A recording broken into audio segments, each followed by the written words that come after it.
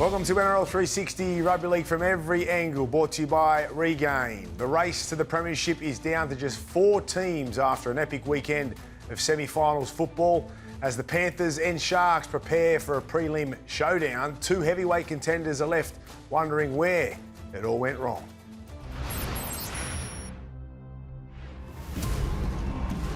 They have had a dream season. The Raiders and the Sharks right here.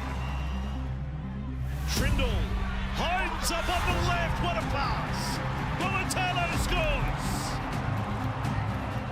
Cronulla, Trindle there, flick pass to Hines! They've done it again! I know we just outplayed by a better team tonight. Now one last play. They go to the short side again, and Welton scored! Where the Sharks fans have gone absolutely crazy. 20 unanswered points and through to the prelim final. It's the Panthers and the Bulldogs for a place against the Broncos. We're underway here in the semi. 5 metres out. Edwards to Cleary. It comes to the middle. Lindsay Smith keeps it going. Sorensen and McLean likewise. To'o for the corner. First try goes to the Panthers, looking for a second here. Edwards tipped on again. Alamotti off the back of Tungle, still going. Alamotti scores.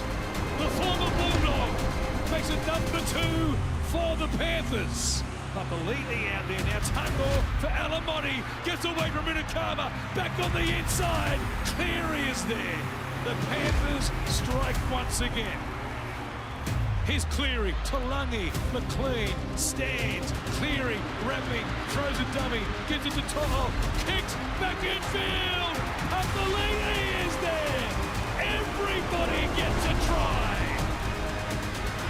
Yo, Cleary, Edwards, the hands again, Tungle, Alamotti for a hat-trick. On a big day, there's nothing to it. The Broncos are next for the 4-time defending champions. They have taken down the Bulldogs 46 points to 26. How good was the first or the second week of finals? Joining me, the great Gordon Tallis. Let's bring the journos in. Buzz Rothfield and Brent Reid. And 2 games, 2 winners, 1 and done. It was the Sharks that were too good for the Raiders. Buzz, you'd be happy with that one. Sure was. And then yesterday, the Panthers with a clinical display, smashing the Bulldogs at Accor Stadium, Gordy. Oh, look, it was a fantastic. The Sharks, obviously, getting that monkey off their back in Penrith yesterday, that's probably the best 40 minutes of their season, you would suggest. Teams, guys, outside the top 4 are still alive, the Panthers and the Sharks. Yeah. The other thing, mate, I'll tell you about, a smashing weekend for rugby league on television. You know, these 2 finals we had in the weekend, ratings in Australia and New Zealand on Fox and on Channel 9, year on year, were up 34%. That's how many, and I tell you what's really impressive, admittedly off a low base, but Melbourne, AFL City, up 95%. Is that right? 95%. Now, with the crowds, I've written it all down here, the attendances in the 2 finals on the weekend, even though we didn't fill a call, they were up 35% compared to last year. Well, great. The game's flying. Oh, the That's game's great flying, stats. Buzz. Are you taking any credit for that, boys? Yeah. The journos? A little bit. We contributed our little part, both as we all do. What way, Rudy? How have you possibly contributed, please? Written very positive yarns, Buzz. Mate, you've promoted written the off game. every second team in the Are we, competition. are we writing a couple more off tonight? That's when we get to it. Okay, Anyway. save it. You don't like stadiums? All right, Just the negativity. Let's get to the Panthers, and the dream is alive for their 5th straight premiership after the demolition of the Dogs at Accor Stadium yesterday, and they were simply superb. Completion rate at 100% in that first half. Execution was at a premium. Speed, power, you name it. They had it. Finesse. Cleary was outstanding. What a performance it was by the Premiers. Yeah, look, for Penrith, I've never seen a side in recent history dominate territory the way they've been able to dominate. I know that the Dogs are a little bit light on in the forwards, but the way that they could suffocate the Dogs and that up and in, that famous up and in Dogs defence, for them just to hold back their speed and get to the edges on them with some class or some silky skill. As I said, it's probably the best performance of the Penrith Panthers this year. No, the you're first right. 40 It was their minutes. best 40 of the year by a long way. You know what I have decided? Ivan Cleary's decision to rest 16 players in round 26 was an absolute coaching masterstroke. You blew up about it. I still blow up. I hate it. You were critical of it. No, don't say I'm flip-flopping. And I'm still, No one said We never anything. said you well, flip-flopped. you know what? I'm Backflipping, still I think, critical is the of same. it for the game of rugby league, and that Canterbury were gifted 2 competition points against reserve grade side. We need a rule where there's a bye before whatever. We haven't talked about that later. His decision, though, to freshen up his entire roster, I don't think was good for rugby league. But I tell you what, he had a premiership in mind. Didn't you and say it was that a it's the junior. highest ratings and everybody come out to watch them because they're seeing the champions? So it is a masterstroke. It is. They're healthy. Yes. They're mentally strong. They're They're fresh. They're fresh. Yeah. They look fresh too. They're playing like they're fresh. Earlier in the So year, it was a masterstroke, It even was. though I didn't like. No, you're right. Yeah. We're not disagreeing with earlier you. in the year there were times when they looked tired, a little bit jaded, or a little unmotivated maybe. Yeah. And obviously they were waiting to get to this point of the season. Their ball movement was so slick in that first 40 minutes yesterday. So classy. And Nathan has just been, I mean, the last couple of weeks, we know how good he is. I was going to say he's been ridiculous, but he's like that every week, Reedy, every season. you put a line through him. Yeah. You said that no team outside. I think Brisbane will beat them this you weekend. do? I think Brisbane will beat So them. you're biting down on the mouse guy. After After yesterday. yesterday, yeah. You still think that? Yeah. Do you still think they can't win the comp from outside the 4? Well, they've got to get through Brisbane first. If they beat Brisbane, they're a chance. Answer Mate, the question, you've Reedy. rubbed out every side in the comp this year. Last Not week, Melbourne, rubbed out Melbourne. no, you said Cronulla were no good. You famously said East and Walker wouldn't play. Did they win the comp? I You think said, they're you, out said of the they, you finals. said they wouldn't make the 8. We don't No, want they to finished don't second go round. back there Yeah, again, let's not please. go there. I think This is a new one. This is a new prediction. I think Brisbane at home, Sunday Arvo. We're not talking about that game, though. Okay. We're talking about Well, they've got to get Penrith. through Brisbane and win the comp, Braith, and I don't think they will. You still don't think they can do it, though? So you don't think Penrith, on that performance, I'm not. can beat every other team in the They comp? look, if they get past Brisbane, I'll concede they're a chance of winning the grand final. Oh, you But I'm are. not sure. While they're marching I'm onto not the grand sure final past they can Brisbane. beat Brisbane. When they're walking I off. reckon- It's Nostradamus over here. I reckon Ivan and a few of the players who are watching this show tonight are so happy about what they just heard. That's another side he's written off. The other thing, just going back quickly to the masterstroke, resting those 16 players. Remember after Origin in Perth, they had an away game in New Zealand, and he would not even think about picking his 5 players. Again, that's why they're fresh now. From master stroke to master class by Nathan Cleary. We've spoken about it already, but let's dive a little deeper into his performance and how spectacular it was. It was Andrew Johns-esque. The control, the poise, the direction in which he led his team and the way that he executed every single play with intent. And Gordy, I don't think I've seen a better performance from a 7 this year. In the first 40 minutes, like we said, I mean, they took their foot off the accelerator a bit this Well, week. I think signs for Penrith when he took the first goal kick, because he struggled this year with his hips and his groin. So for Nathan to do the goal kicking, it looks like that he was free. There was a moment there where they got him over on the right. I think if he kicks here and he kicks it and puts it on a dime, he passed it. He was just a step ahead all game. The Dogs are known for their defence. That's what's kept them in the last couple of years, their defence. And I said yesterday in the call, Nathan Cleary pulled him apart like a hot chook. He was so clinical, going through his movements. But, and there's this argument, and I've argued against your guys when I try and put him on Joey and Jonathan Thurston's level and above Cronk and all that. But he and you guys argue back about owning Origin, but he so typically does this in finals. He does. And you go back to that when they came from that impossible position against Adam Reynolds and was it the Broncos a couple of years ago? Yeah. That performance, and then again yesterday. They could put him in a Hall of Fame now. I was talking to someone after the game yesterday. I said, you remember the last time you walked away from a game and you went, geez, Nathan had a shocker today? Yeah. I don't think I've ever said it. No. His standard is so high. He just doesn't have poor games. They're either good or brilliant. There's no poor in his. He has levels too, though. He has levels, and he took them to another level yesterday. You watch him But play. he does that. I mean, No. he was good yesterday, but He was really he's good. been good for a long time. Nah, but yesterday, like, you watch him go to the defensive line, always a threat, and he plays so square. He knows who he wants to get to, whose eyes he wants to engage, what player he wants hitting short or out the back. And Penrith do a great job of giving him a number of options at any given time with every play because their setup is so good. But the execution and he plays so square that he can run the ball, he can throw the pass, he can kick. He has every option at any time because of the way that he plays, the style that he plays. It's just sublime. It really is. It's beautiful to watch. Yeah, and contact doesn't worry him either, does it? I mean, he's willing to take on the defensive line when he has to because he's quite a physically built guy. And look, if Brisbane are going to beat him next week, they got to stop. Or this week, they got to stop him. Of course they do. It's as simple as that. You mentioned the Panthers, and if they do win 5 in a row, Ivan Cleary, 5 in a row. Where does that hold him amongst coaches over the rugby league? It's a really big thing to say because, I grew up as a young reporter when Jack Gibson was winning titles. He won 5 grand finals. Wayne Bennett won 7. And Craig Bellamy, no one will ever match the consistency. He's won 5 titles, kept 3 of them. I think under the salary cap rules, considering the amount of players and assistant coaches he's lost, considering they're at the bottom of the ladder in round 12 and they've had to come from nowhere, if he lifts that trophy in 2 weeks' time, I would put him up with Jack and Wayne Bennett and Craig Bellamy as the greatest coaches of all time. What do you think? He's in the argument. There's no doubt about that. I think he deserves to be. You don't agree with Buzz?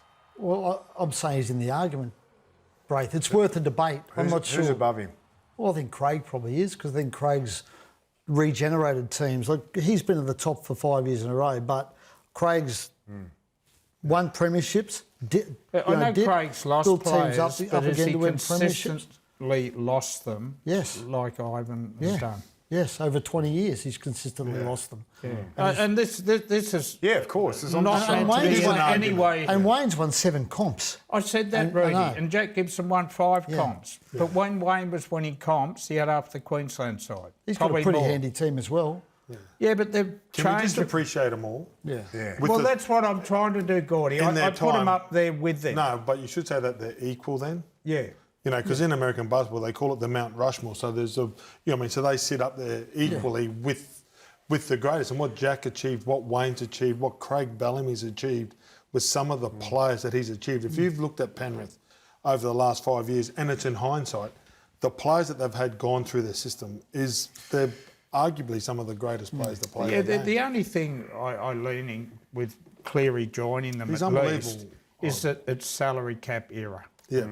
And it's so hard to win comps when you're losing your players and your coaches every year. No, he's definitely amongst the best ever, especially if he goes on the 5-peat. Now, Cameron Ciraldo was defiant post-game after the Bulldogs bounced out of the finals in straight sets. When you reflect, what did you learn? Like, would you have changed anything? Or what have you learned from the past, three or so months?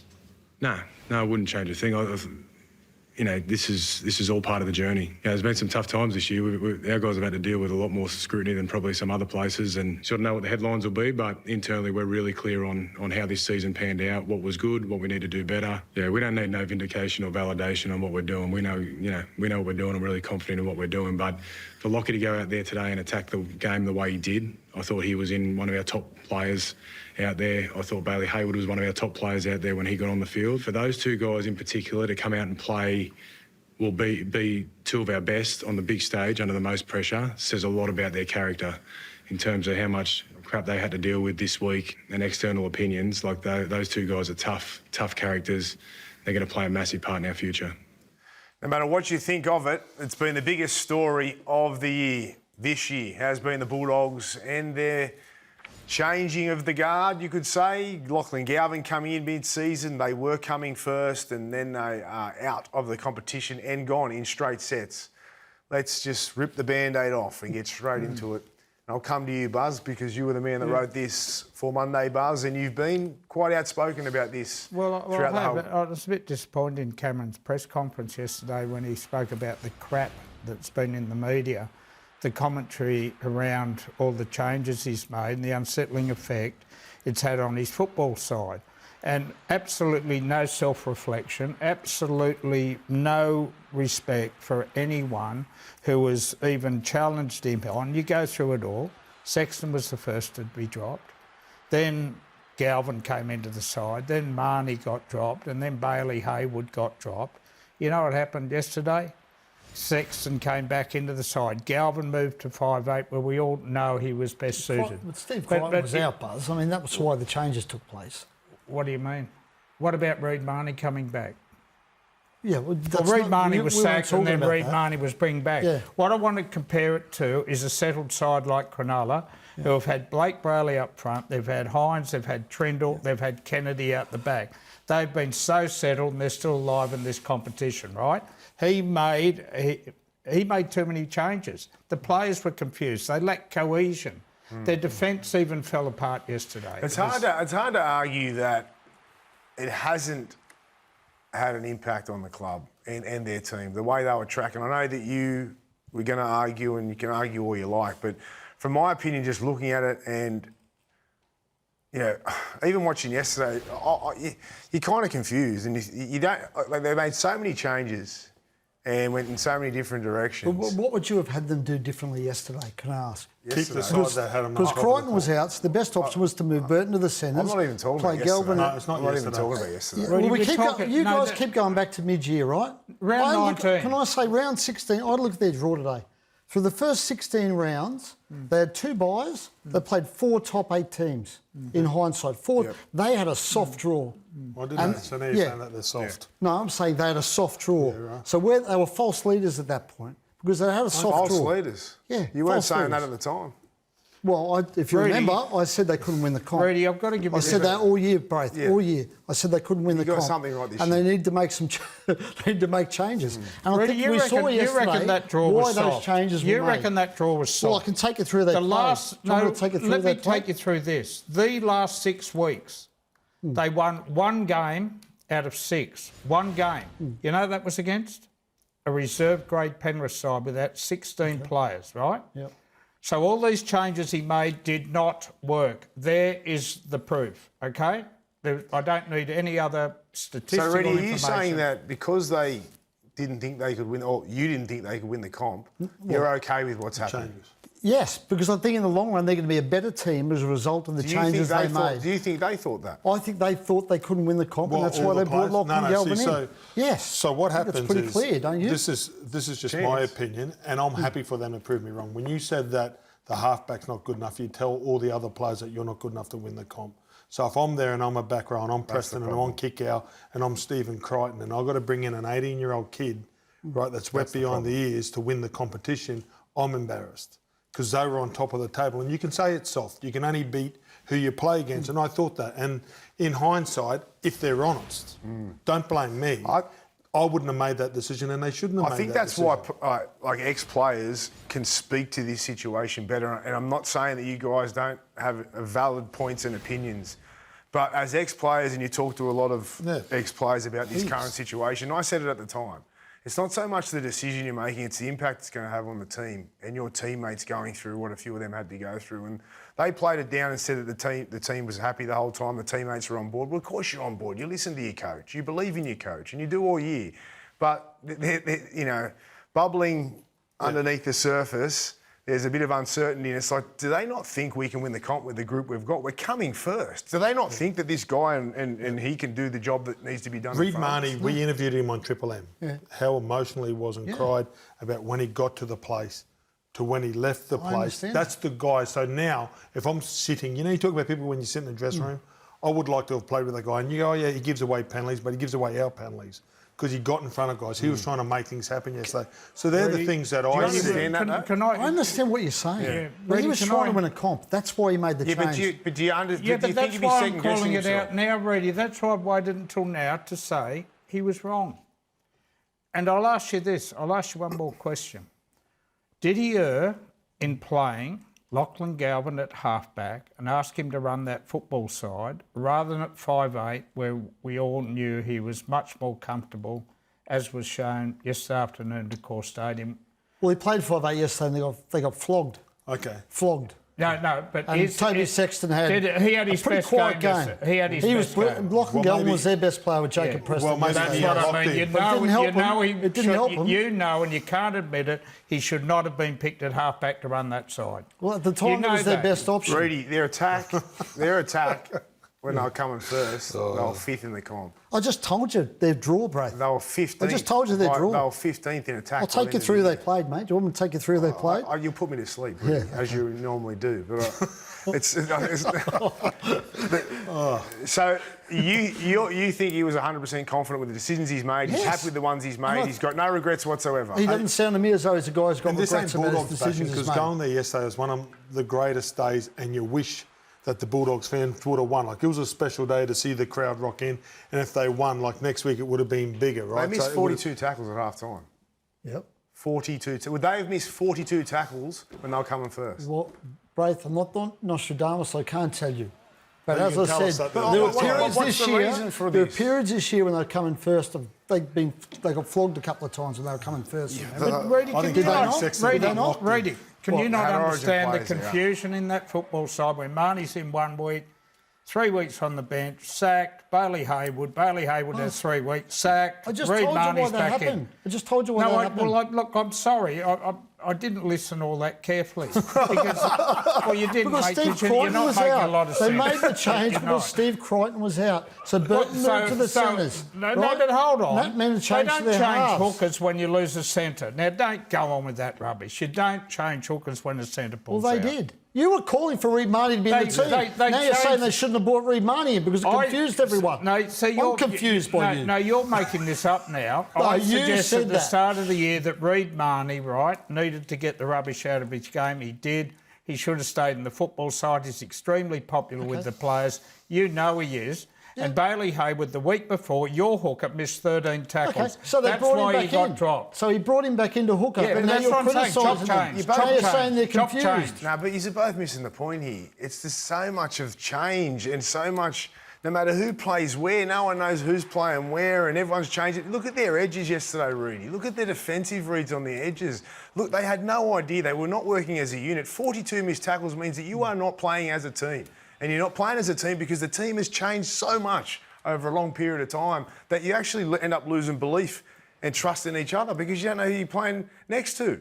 Like, how could you sit here and say that those big, significant decisions of a team coming first with a chance to win a competition, whether you think they could have or not, has not led to a team now that was losing 36 points to 8 at half-time in a final?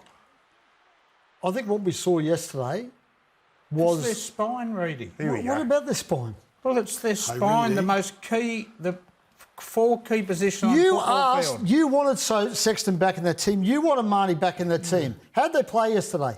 Do Do you How'd the team do you play think their yesterday? confidence might have been shattered in the manner in which they were treated in round 19 than There wasn't round one 23? dog. Maybe Preston was the best dog. Preston and Galvin were the two best They were Bulldogs yesterday. players. They were. You know Yesterday. what? They looked tired Hey, really? and relieved that the year's Really, over. you know That's that what they look like to decision? me. Do you think the Daly Cherry Evans decision hurt Manly? I've said on here it did, yes. Yeah, okay, so the Galvin decision hurt the Bulldogs. Just stay consistent. Okay. Okay, so what happens now with the Dogs? What happens now? Well, moving on to next year, what do they do? They need some big forwards, Braith. Big They forwards, need to yeah. strengthen I the agree with middle of the field because they got steamrolled at times this year. So they obviously Leo Thompson. Leo Thompson Thompson's coming, coming. yeah. They need more than Leo Thompson for me. Okay. Man, I thought King tried hard yesterday. He was just a bit small. But Penrith have done that to a lot of sides. I think Mitch Woods comes in at halfback. So you're going to play Mitch Woods at half? Galvin plays 6. Yeah. Burton goes to the centres. Who's the other and you centre? Shuffle it Crichton? around.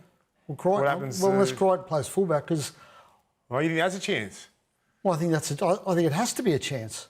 So Don't you? I think it has to be a chance because I think Connor Tracy, as good as he is, and he's a really You think he solid might be first the fall grader, guy? I think Steve Crichton's elite. And the more you can get the ball So in his you hands, think- Do the you better think, are. Reedy, and I know you're particularly tight with Cameron, the Bulldogs, the way you're speaking, I'm not tight with them at all. did they err in letting Alamotti go to Penrith? Local junior, Milpera. No, what do you mean? Come on, local junior, Milpera Cole. Where's he getting that team on the wing or? Oh, Where you got him? I think I don't he know, walks he into scored the, three he yesterday. walks into He would have the walked side. onto the wing yesterday. I would have He was scored- walking I on would have both scored wings. 3 tries in the wing for Penrith yesterday. Oh, quote of the year. Reedy. Quote of the year. Reedy. I'm not sure about that. He's a good player. I'm not denying that. But at the time, he was. So you would have scored He was that, batting Reedy? of the Dogs, and he's gone So to Reedy, Penrith. so you would have scored that try? No, that one I probably would have. Okay. The other big thing about Canterbury yesterday, with all these changes, excuse me, they put Matt Burton in a position where he can't use that booming boot. And Galvin did all the kicking yesterday, and with Burton, he was hurt at training last Thursday night. He did his AC in his shoulder. He went into the game with painkilling injections. But, mate... Burton's kicked at centre this year. Burton's played in the centre. He kicked the start of the game. He was doing a lot of the long kicks as He well. can kick the ball in the But then centres. Galvin, I think, was feeling it, and he was in a bit of a mood yesterday, was playing some good footy, so he took over, which I thought was good. Boys, Ken Sutcliffe is coming on later. You two going to start behaving? Stop if he starts talking picking some on sense... me. Looking forward to Kenny coming up? He's a Yeah, genius, absolutely, Kenny. mate. He's the king, isn't he? Absolute legend. Absolute legend. All right, you two need to settle down. Stick around, journos, on Friday. The Ryder Cup begins. The US take on Europe, and you can catch all the action from 9 p.m. on Channel 503.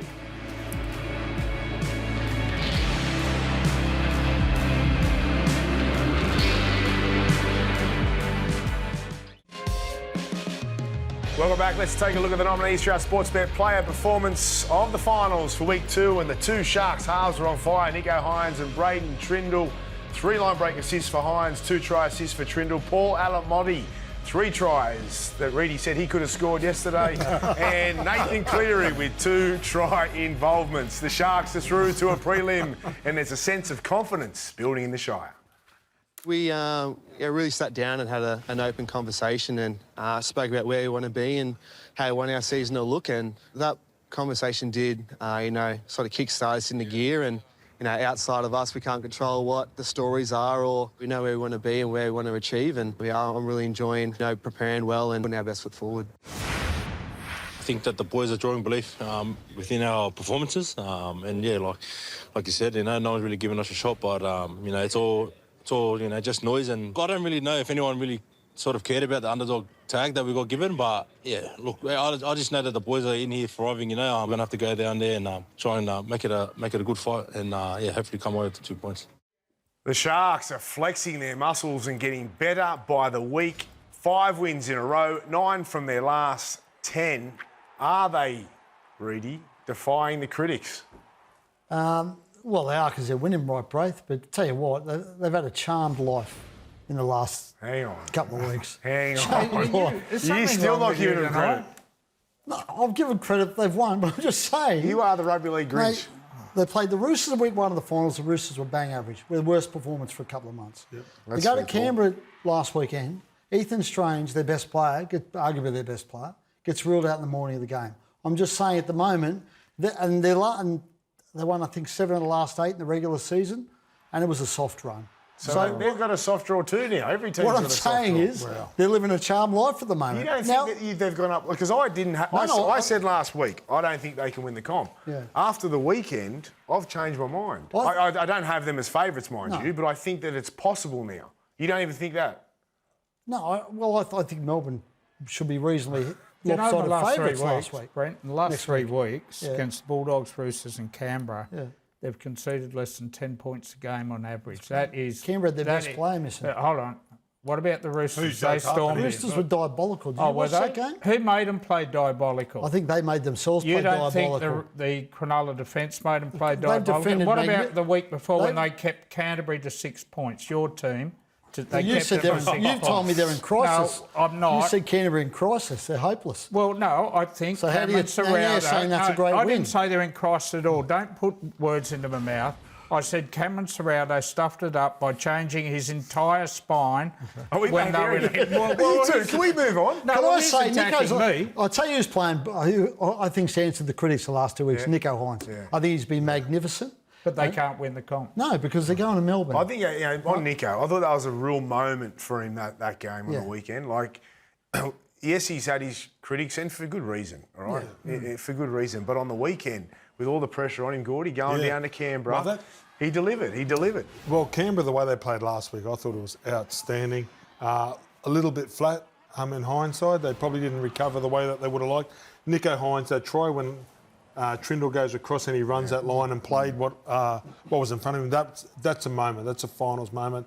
That's a playmaker's moment. I'll tell you why they're still alive. They had a trusting coach, knowing when there were bumpy spots during the year and mid-year, he stuck with those two halves. He's done a great job. No, he really has. And as I've said in this show before, they've used less players than any other club in the comp because he's backed himself, he's backed Steve Price, and he's backed Josh Hannay to get that little bit more out of the players and bring Fanua Blake into the side. It's an interesting one because they were playing. It was a bit monotonous there for a while, and Rudy does bring up some valid points. The Roosters. Well, name me one. The Roosters were diabolical. They were. Yeah, but they weren't allowed to play well. Let me finish. Like I've got to say, and I said because unlike Reedy, I will admit if I get it wrong. And I said they were no chance last week, but after the weekend, and I think they are. You know, like their pack is playing great. Yeah. They're fit. They got the same. They got no injuries. They've got the same team, like you said, same combinations. McGuinness is out. Their captain's out. Exactly, but the key is to But the key for them is not only are they fit, forward pack firing, and in form, full of confidence, but they're halves. They're halves. Both of them played well on the weekend. Both of them combined well, and this is what they're going to need to do to lift that trophy. They're playing physical too, Braith. That's the other thing with Nico, particularly defensively. I think he's been great the last couple of weeks. The other thing is, I think arguably they're I was going to say the best coach team in the comp. There's not many coaches at the moment who are doing a better job than Craig Fitzgibbon. I mean, he's getting everything out of that side at the moment. So I wrote this morning, Braith, they have no Origin players. And I know they've got some Pacific Islanders who played. Argue with Dave Riccio. He wrote a good story. It was a great story. They got lots of rep players. Come on. So they have no Origin players. They have no high performance centre. Their home ground's a pile of poop. You know, mate, it is. And the fact that with these limited resources, less than anyone else in the comp, that he's got them with a chance to knock off Mel is great coaching. A lot of teams lose the comp with high performance. Well, all right. A pile of poop, that had me. All right. Ricky Stewart was short and sharp as the Raiders were left shell-shocked by back-to-back finals losses. They've come a long way. As I just said to them, the better you get, the more you get hunted. And we did tonight. We got beaten by a better footy team. I guess then hoping that the young guys especially can build off this year. How big of a loss was losing Ethan? What? How big of a loss was losing Ethan so close before we go? I'm not blaming that. Ricky Stewart, not a happy camper, understandably so, devastating. Going out in straight sets, the Raiders failed to capitalise off the back of that minor premiership. They were premiership favourites only a matter of weeks ago. And then bang, bang, see you later. Devastating. Well, 2 weeks ago, they could be lining up to host a final this weekend. And they had the game won 2 or 3 times, but they couldn't get the money done. And I think it took so much out of them, plus the fact that the 5'8" Strange, I think just about their best player wasn't there. I think that 20 minutes against Brisbane is going to keep those blokes up all off-season. It's going to give them nightmares because that's when they lost this final series. That 20 minutes when you're 28-12 up, or whatever it was. Mentally, physically, both. You just got to win. 26, 28. Well, it just destroyed them. So, and you know, if they win that game, Ethan Strange is right. The illness with Ethan Strange doesn't matter because they're straight in a preliminary final. So that's when it all fell apart. Yeah. Where did it all go wrong on the weekend though? Because, you know, watching the game with Ethan out, you're thinking, okay, Ethan's out. He's close to their best, if not their best. But the way they've played all year, the team they've got, they should be okay. But I didn't think it'd have that much of an impact, especially in their attack. Even though they had the lead with this try from Big Red early, they looked lost. They looked lost in attack. There was no direction. And as soon as you could feel that as soon as the Sharks got the ball and held the ball, they were in trouble. Yeah, well, I think the commentator said, the Sharks were like going in 6-0 at half-time. Well, by the time the half finished, they were ahead 12-6. But you knew it too. Yeah. You just knew it. I think 2 players played pretty much to their standard, and that was Hudson Young and Starling, I think. And the rest, it probably did take it out of them last week, and they were a little bit down, and the Sharks took advantage. Their right side defence. I think their right side. Well, they've got to fix that in the off-season. It's been a problem all year. Yeah. I thought Fogarty was down, particularly without Strange, and with the halves not being what they were all year, KO Weeks could not find a way to inject himself into that game. No, he couldn't. And he was particularly quiet. But they had a great season. You think back to Vegas. You think the minor premiers. Coach of the year is going to be, I'd still give it to Ricky. No, I think so. It has to be. Yeah. But you were seeing here the right side of that defensive line. That's been their issue all year, and that's smart coaching, right? Because they just went at it and they reaped the But they rewards would have from knew that. it was coming too. Yeah. Because we said it all week. Well, We I even think said it they've on the done show. You know, yeah, you mate. said you would have scored tries yesterday. You would score a try against Paul that Alamotti, right side defence. Apologies, Paul. I probably wouldn't What have about scored Ricky him. though? Like, Fair- you know, fair you enough. go back to the grand final. Text message ready. You go back to the what do you grand- want to hear? You go back to the grand final against the Roosters when they were so close, when Ricky was coaching. Then you go to this, you know, when they were so close last week against the Broncos. You know how much it means to win minor premiership. Yeah. Have you spoken to him, Buzz? How's he? No, how's he I haven't. feeling? I'll give him a couple of days to cool down. Look, you know, Cronulla tragic. 2008, he finished equal minor premiers and he missed out again that year. I think he was almost started. What was it? When did the grand final with the Six again? Was that 2019? 2019. You know, there was massive drama about that, and it could have cost them the game. He will be back with that football side next year. It's going to need a few positions. They've got to fix. They've got a right great side. team. Yeah. It's a young team. too, many Seven's a big one. positions. What they do there and how Sanders, if he comes on, but that's a big one. Yeah. All right. Thanks, boys. You all good now? Right Can on, we Eddie. finish on a high, maybe a high five or something like that? No. Oh, mate, I'm reluctant There we to, go. but I'll Boys give are him a back. little All right, punt. thank you, Journos. Up next, it's Heavy Hitters with Ken Sutcliffe. And tomorrow night, Ray Hadley catches up with Storm coach Craig Bellamy as he sets his sights on yet another grand final.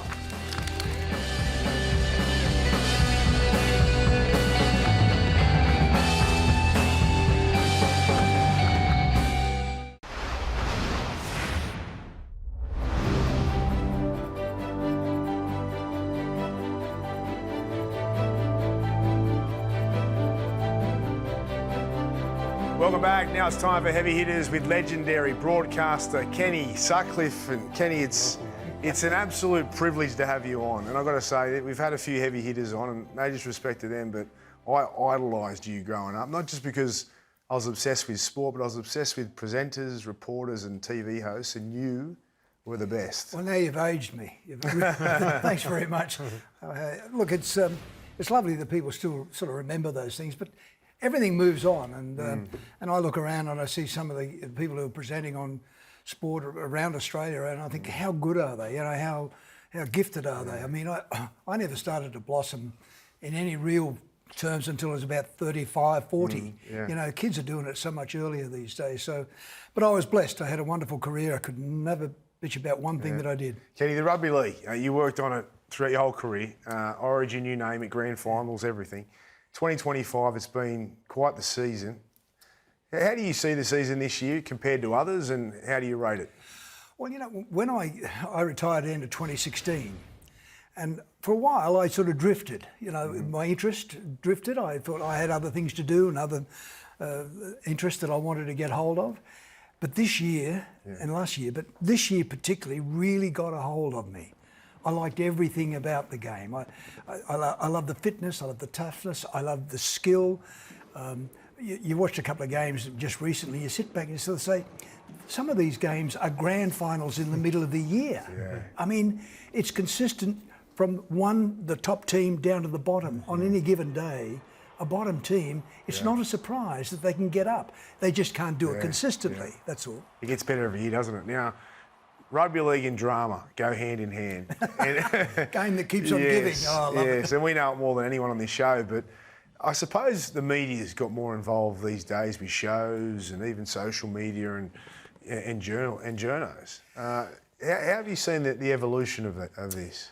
Well, I'm glad I'm sort of not around in many ways. Not that I got into too much trouble, but everyone's got a camera. Everyone has got a camera. And I know the players have got to be mindful, as the administrators and everybody else. You know, it comes with the territory. You're getting the big bucks, and these are the responsibilities that you've got to take on board. But there are not too many secrets anymore. There are not too many private moments anymore. You're on display for a long, long time. And you just got to be more mindful of everybody. But social media, I don't have to deal with it. I never did. I don't do it now and never will. I just can't come to terms with people getting on the board there and saying anything they want without any sort of ramifications. And that really pees me right off, that they could say anything they want without any information, without any background, without any knowledge, and people would climb on board. And I was lucky. I had a gifted career where I didn't have to deal with too much of that, but I feel sorry for those who do, because it's a tough call. Yeah. Talking about your gifted career, what was it like being part of the legendary Wide World of Sports team back in the day? There were some huge characters involved. Look, Graeme Kennedy, I mean, that was a diversion. That was a detour in 1988, actually. I didn't know what I was doing then. I had no idea. But, I was doing a lot of sport before then, and then that sort of catapulted my profile, and I played on it. But I knew 1 year with Graeme would probably be enough, because I didn't know what I was doing. I knew I wasn't funny. He was funny. And then I teamed up with Maxie Walker and all sorts of other people. And I had a wonderful production team around me all the time. And I just enjoyed myself. I'm a bloke from Mudgee, not highly educated, but was smart enough to know how to play the game a little bit. And, I got lucky. Kerry Packer was at his zenith, with cricket and getting involved in rugby league. It was this one might be a bit hard. State of Origin, Grand Finals, Wimbledon, the Masters. We've grown up watching you and at all hours. Which one of those would be your favourite? There's a lot of, there's so many. So many moments. And being Wimbledon, a kid, I love my tennis. Right? So I was going to Wimbledon, then meeting some of my heroes in rugby league. But one of the greatest moments that I had, for me, came when I was mid-40s, early 50s, when I went to the 2006 World Cup in Germany, soccer. And Gus Hiddink was the coach, and that team that got dudded in the end. But it was it opened my eyes to how big the game is, and and I loved State of Origin, and I loved the grand finals. But it opened my eyes to sort of say there's always something new to learn. It's not the only. It's not the only thing happening in sport, and I'm glad that I was called Wide World of Sports. I embraced everything just about. What about the great grand finals? Which one? Or ones stand out to you? Well, I got a soft spot for Paramatta. The 80s, Jack Gibson, Ron Massey. They were so good to me when I first came to Sydney. From your hometown, Townsville, I was up there, and Kerry Bowstead and G. Miles and those guys. And I came down and I didn't know. I was amongst the hard heads of the press. I didn't know what I was doing, where I was going. Jack Gibson and Ron Massey were so good to me. And as you know, Ron had a great sense of humour. He could take the piece out of you like that. At one time, they started calling me the male model from Mudgee, which, I never asked for that. It has stuck. But having said that, it's stuck. It's not a bad nickname to have. Oh, yeah, good on you. But I always remember Ron came over to me one day and said, "Do you put makeup on when you go and have a shower?" So you wouldn't want to take yourself too seriously. You mentioned Mudgee. You live in Mudgee, you're from Mudgee, and you had the footy there too. It's a proud town, isn't it? And you've had you had the game Penrith and Canberra not so long ago. Yeah, about 4 weeks ago, and that was terrific. Good for bush football. The locals got to see it. I know you could have got a 40, 50 grand seating down here for it, but we got lucky. We cracked lotto. And, Glen Willow, which I call the Wembley of the West, and the facilities out there. And we got a mayor, Des Kennedy, who is really, he's got the pulse of what makes sport tick and what you've got to do to get the dollars in. And NRL, that injected about 2.2 million into the town that weekend. But what about the build-up? And then Vossi's call the miracle in Mudgee. Yeah. I mean, there's going to be a second coming of the miracle, It's almost biblical, isn't it? It is. But should the NRL do more for bush footy, do you think? Or what's your opinion on that? Well, bush footy struggles. There's no doubt about that, and it always will. But what I would say is that I think if NRL or New South Wales Rugby League, whatever, if they can get out there every now and again and show them how to present the local game, like with all the razzmatazz, all the bells and whistles that go with it, that'll make it an event and a good afternoon out. So you've got to be realistic.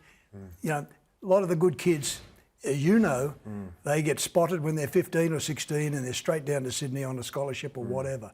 So why don't we present the sport in the bush a little bit differently with the people that we've got there and make it an afternoon out? But it'll always be a battle. It's just the way it is. Talking about the bush, when you went to Townsville, that would have been the bush. Fast forward to 2015, the North Queensland Cowboys. Yeah. They win their first competition. That would have been a special night. It was, because having lived in Townsville for 8 years, and your dad was playing footy up there and so forth, I just knew how much they loved the game, and I knew how much great talent there was up there, and I had a connection in that regard. But sitting on the sideline, you know, that was the thing about. It was never lost on me. You're an elite athlete. You're an elite athlete. You know why you're an elite athlete? You do things that normal people can't do. That's just the way it is. You're an elite athlete, and to sit there and be privileged to be sitting a few yards away and watching Thurston do what he did, and the passion and the thrill and the joy, you know, I sat there and I thought, this is just the game's going to boom in North Queensland as a result of this, and it was a magical moment, and I reckon even if you didn't even like the Cowboys, that you would have. For 30 seconds, you would have said, that's a pretty good result. Yeah. You mentioned Graeme Kennedy. Yeah. Just take a look at this clip. I love it when he cries.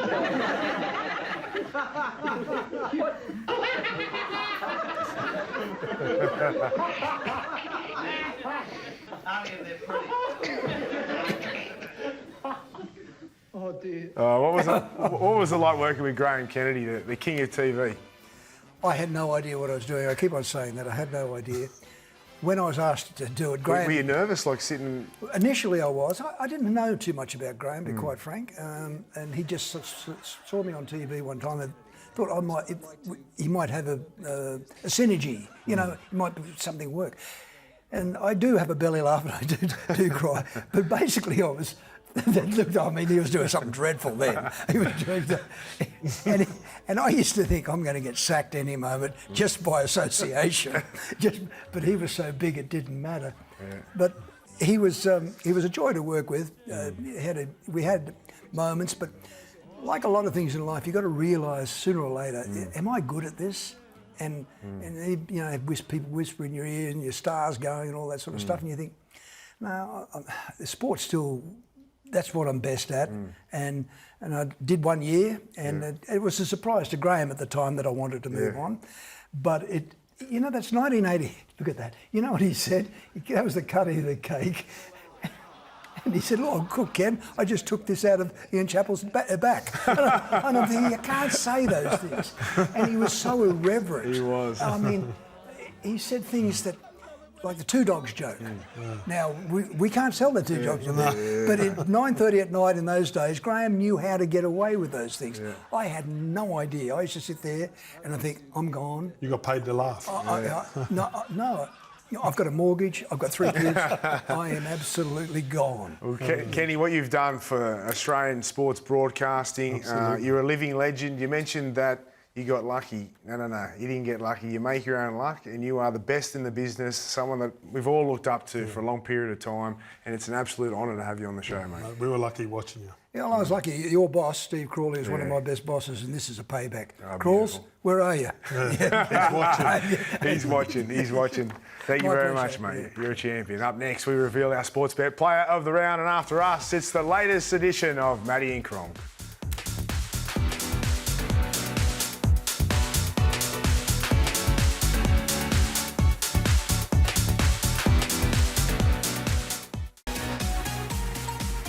Welcome back. Our sports bet player performance of the round is Paul Alamotti with 37% of the vote. And didn't he come up against some big guns this week? And they all played sensational, Gordy. But he was outstanding. He was unbelievable in that game. That's it for NRL 360 for tonight. Now it's time for Matty and Cronk.